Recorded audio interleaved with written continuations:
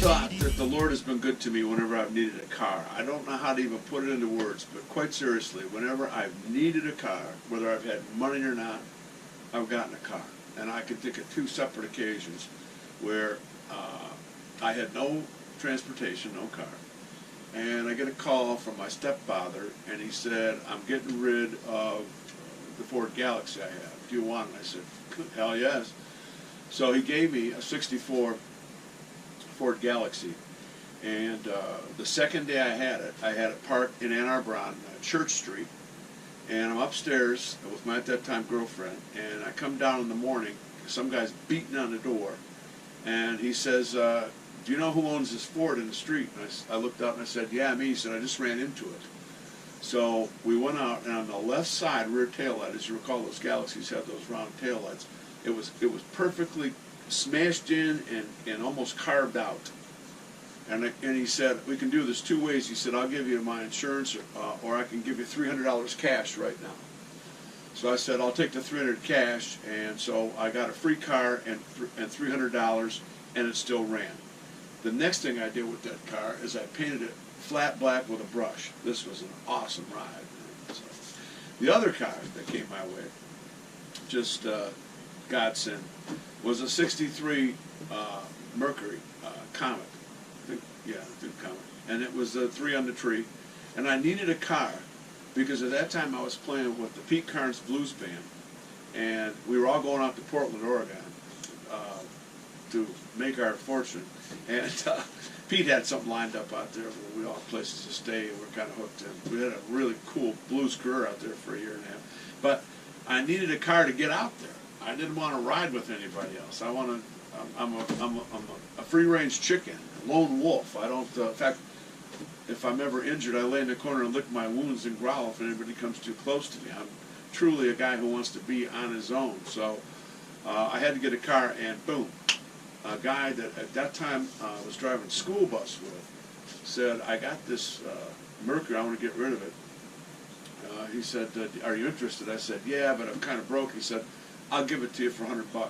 It's okay. So I bought this car for $100. It got me out to Oregon, and it also got me back. But that car you could work on with a screwdriver and a crescent wrench. Those cars, back then cars were stupid simple. There's no such thing as a computer.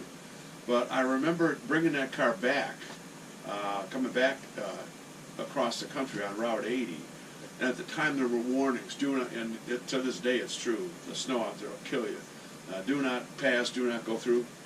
Stupid as I was, I drove through it all in that car. So Mercury got me through the snowed-in roads where you could see this far in front of your face, gargantuan blizzard, rock slides, all that good stuff. But it's been amazing. Every time I've needed a car, I've gotten one. I guess another interesting aspect of cars coming across my path, I was in Germany in 1971, and I was there with my, at that time, girlfriend. We were going to go to England and hang out, and I thought, while I'm in England, I'll buy a Triumph TR6. Through some strange chain of events, I couldn't get that car there, and I needed a car right away, so I thought, I'll go to Wolfsburg, Germany, and buy a Volkswagen, which I did. I ended up getting a Volkswagen van, and we built a camper in the back. And again, this is freedom, man. These cars would take you where you want to go, when you want to go. And so I got that van, and we built it up in the back with lift-up compartments, a bed on the back you could sleep in.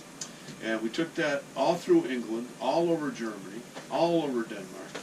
We took it down onto the Riviera, and took that all the way over to Italy before we turned around and went back, and then took it into Spain, all through Spain, and into Tangier, Morocco, and then back up. So again, another case of cars coming to my rescue and moving me around places I needed to go to become the man I am today. At one point in the, I want to say it was, it had to be 1970.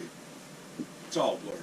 But I had purchased for, it was $300, a 68 Ford Econoline van with an American flag upside down on it. This was back in the tail end of the hippie days. And I wasn't connected politically back then at all. I was a cosmopolitan. I was in it for the sex and drugs.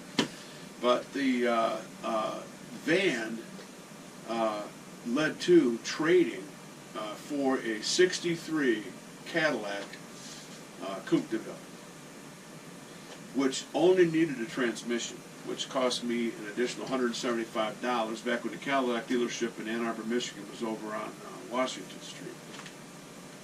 That car almost led to a knockdown, drag-out fight to the death with 3 communists on Wayne State University, and this was a sweet car.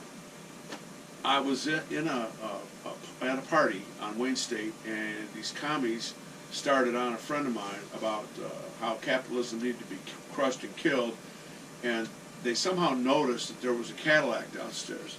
So they wanted to know who the capitalist pigs were that had the Cadillac downstairs, and I raised my hand. And these guys started on me and my pal about, you can't have a Cadillac until everybody has a Cadillac. And our attitude was basically, fuck you. We'll get a Cadillac whenever we want to. And if you're not careful, we're going to run your ass over with it. So anyway, there's not a big moral to the story.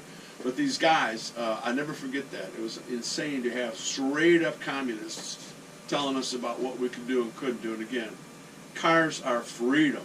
Cars are as American as it gets. I don't know in 2018-19 if that's still the case. Absolutely, you can get cars and get some pretty damn good ones. But back then, it was you can't think of a more freedom statement than having a cool-ass car. And I've been back and forth across Highway Route 66 4 times, back and forth. And that's another car tale. That I hitchhiked that for the most part, but I actually went across that road one time with a buddy of mine who had it was a '63 Buick, and again, freedom. Cars were freedom. In fact, Route 66 personifies that. I actually have stood on a corner in Winslow, Arizona, when a girl in a flatboard bed Ford drove by looking at me. I think I got picked up too. Anyway.